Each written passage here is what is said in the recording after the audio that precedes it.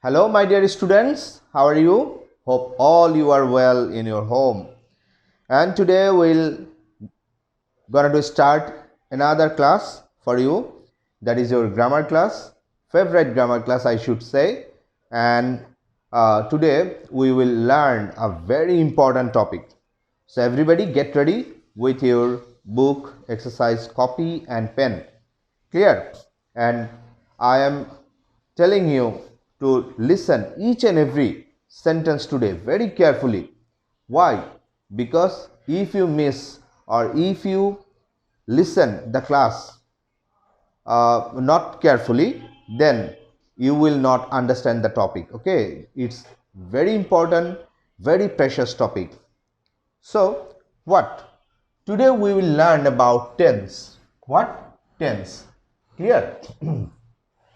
So the topic tense is, you can term it as the mother of many English grammar. Okay, because from this tense you will be able to learn right form of verbs, you will be able to learn voice, you will be able to learn narration. Okay, so there will be many things connected with that in future, in near future. Okay, so you must have to understand the topic very well. So are you ready? Hope that you are ready. Clear? So what is tense? What is tense? That is the big question. And to understand that, you need to know first what is actually tense. So look at the board. Here I have written three sentences. What? I do. The first one is I do. Then the second one, I do the work. And the third one, do the work. Okay. So the first one is incomplete. There is no object of that. Okay. The second one, I do the work, it seems a complete sentence. And the third one, that is do the work, an imperative sentence. Okay. If you carefully look at the board, that each and every sentence, one thing is common, one thing is a must, that is the verb. What? That is the verb. Clear? So without verb we can't imagine a sentence. We can't imagine a sentence. Sometimes in sentences there may not be a subject, sometimes in a sentence there may not be an object, but in case of making a sentence, verb is a must. So what is tense actually? Tense mean time, tense mean period of time, or Bangla it is said kal. Clear? So it is all about the relation between work and time. What is? It is all about the relation between work and time. So in our life, in our everyday life, just think, in our everyday life, what are we doing? We are sleeping, playing, eating, reading, writing, okay, kicking the ball, singing song, listening song. Okay, we are doing many things, many things. So can you imagine any work without time, without not spending time?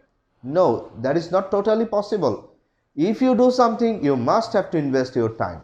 Clear? So what is tense? We can term it, tense is the time frame of a work. Okay, tense is the time frame of a work when it is done, or it was done, or it will be done. Okay, what does it mean? When it is done, for example, I am taking the class now at that moment, so it is continuing, it's right now. Okay, so I have taken some other classes in the previous time, so that was done, and inshallah by the grace of Allah I will also take some classes in future. Okay, so that is what already gone, what is continuing, what is going on, and what will be going on. All the things, all the events are the subject matter of tense. Clear? So that is okay, that tense is a relation between time and work, you can say that, but after that, what is the implications of that? How you will need it in your practical life, in your education, in your writing, in your speaking? How will you use tense? So we have already learned what is tense. Now we will have to understand, and we will have to know about the uh, classification of tense. Okay, that means how many parts tense can be divided. So tense is of three kinds. Okay, there are three kinds of tense. First one is present tense, second one is past tense, and then future tense. So you easily can understand what is the classification. That means what is going on right now, what we do usually, what is our habitual work, that is categorized into one tense. Okay, and what already gone in the past, what we have done in the previous time, that is categorized in another tense. And what is supposed to we do, or what is going to happen in future, in next time, that is categorized in another tense. Okay, so these three tense, beside these three tense, we each and every tense has been divided into another four parts. How many parts? Four parts. For example, present tense, that is simple present or present indefinite, then present continuous or progressive, then present perfect, and finally present perfect continuous.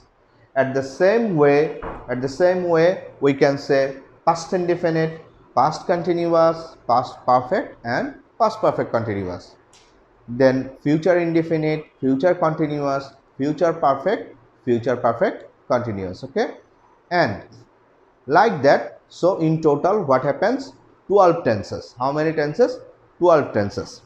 In that semester we will learn about present indefinite or simple present, past indefinite or simple past, and future indefinite. Okay, so we will learn about these three tense in that semester. Clear? So dear students, hope that you already understood that and written the references that I have mentioned in the class. So now we will learn about present indefinite or simple present tense. Okay, so dear students, we have already learned what is tense and how many kinds of tense and what is their classification. We have learned well. So now what we will do, we will learn about simple present or present indefinite tense. Okay, what is simple present or present indefinite tense? Clear? So present indefinite tense, actually what we need to learn, what is very much important, that in which situation, in which condition we will follow the rules of present indefinite tense. Clear? We have to know that. So let's check. There are some condition, there are some situation. In that situation, first is present incident. What? Present incident. That means if the incident, if the work, it is happening at present, so we will use present indefinite tense. Then universal truth. Okay, there are many things in that world that are universally truth for everybody. It is happening every day. Okay, there is no scope of changing this. So these sort of things called universal truth. Then habitual facts. What? Habitual facts that we do by our according to our habit, or we are very habitual with that, or we usually we can't help doing that. Okay, this sort of things. After that, near future. What? Near future, there is another thing that means very close. In future, that is very close, I'm gonna to do that. Okay, you are gonna to do that. So this sort of thing are categorized in near future. And usually done work. Okay, what is usually done work? The work that we usually do, usually we have to do that sort of work. And finally another thing is famous speech.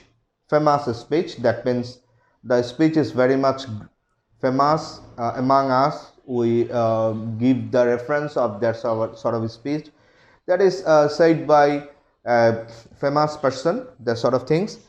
Okay, So let's check some example. For example, present indefinite, I tries.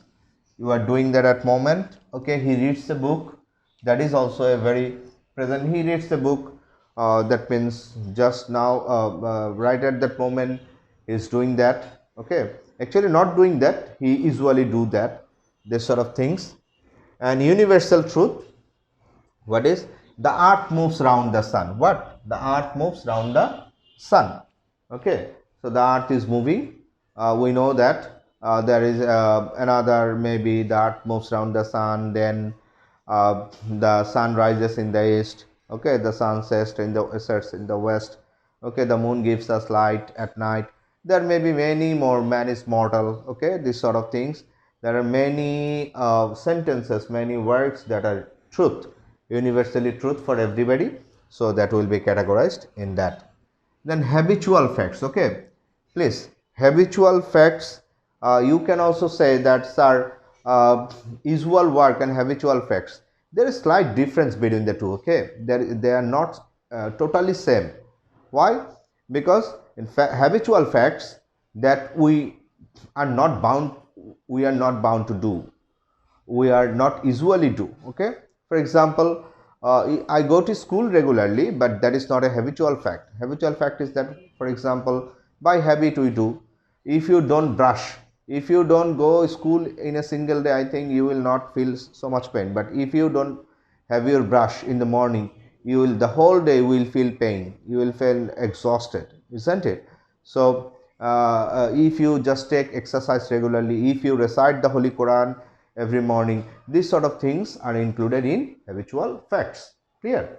We do it by habit. Then near future, I sell the craft tomorrow. Okay, what I have given, I sell the craft tomorrow. Okay, just mean I just wanted to do it very soon. Okay, in that case, though if you write it in future indefinite tense, it will not also be wrong, but you can also write it present indefinite tense. Okay, that will also be correct. And at present time and modern time, it is doing very much that this near future is doing in present indefinite tense. And usually done work, the work that we usually do, I go to school, they play every day. Okay, every day we do, but it's not habit, but we do usually that sort of work, also included in present indefinite tense. Then famous speech. Okay, Shakespeare says, look at that there, my dear students, says. Okay, life is a tale told by an idiot. Okay, life is a tale told by an idiot. That means what Shakespeare says, he says 200-300 years, 400 years ago. Okay, so but still it is says, Shakespeare says.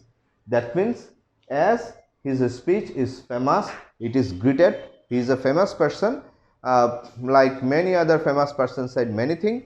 If we want to give the reference to other, want to quote the sentence, then we will have to say Shakespeare says, or whatever, Carlyle says, Milton says, Prophet Hazrat Muhammad sallallahu alaihi wasallam says. Okay, whatever you can say, that we have to say says, though the sentence has been produced 400, 500, in case of our great Prophet sallallahu alaihi wasallam, it should be 1500 years ago or 1400 years ago, but still we have to mention says. Okay, so that is the thing, that is the type, that in that type you can use present indefinite tense. I just repeat once again: present incident, universal truth, habitual facts, near future, usually done work, famous speech. Okay, you can take the note of that, you can take the note of that 6 item. Okay, one by one, and you can think, and you can keep your mind that if the situation is like that, I will do present indefinite tense. So now the structure, what to do to make a sentence of present indefinite tense. You have to take first a subject. Here you can find a subject in each and every case. Okay, Subject means what? We know that I, you, he, she, him, him, and many things, table, chair, these also may be subject, no problem. So we have to take a subject. Then verb present form. Verb present form. What?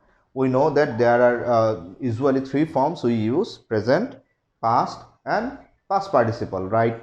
Like what? Write, wrote, written, do, did, done, go, went, gone. Okay. Catch, caught. Okay, this sort of things. So you will use the base one or first one or present form. Clear? Okay. If subject is third person singular number, we have to add s or es with verb. Look at here, that is he is the third person singular number. So what have we done? We have added an s with the read. The main verb is read. We have added s. What? S with that. And Shakespeare, third person singular number, we have added s. Okay. So if the subject that is only done for present indefinite tense, third person singular number, the with the verb there will be an s or es. Clear, my dear students? That is one thing. In other 11 tenses it never happens. Okay, it only happens for present indefinite tense. And finally you can add an object as usual as per your need. Okay, so that is the thing for present indefinite tense. I hope that you understand all the things that I tell to you. So my dear students, hope that you understand the whole procedure. Now listen to me carefully. For your homework, what will you do? You will write 20 sentences. How much? 20 sentences by using different subjects. Okay, like I, you, he, she, they. Okay, Rohim, Korim. Okay, then eat, the table, the chair. There may be many things. So by using different subject, please don't use one, and you must do 20. You must use 20 verbs, 20 different verbs for 20 sentence. Okay, so it will help you to learn at least 20 sentences. Okay, 20 verbs, and your vocabulary will be enriched. You will be fluent in writing also. So you will do that by 12 p.m. and after that you will take the picture and upload in the comment box so that I can understand you have done your homework and you have watched the full video. And you will watch the full video with concentration. It will help you, because some other very as I can say, at least 5 other grammars, that means 30 marks will be related to tense, so you can't miss it. Okay, so okay, my dear students, wish you all the best, and that is all for today. Thank you.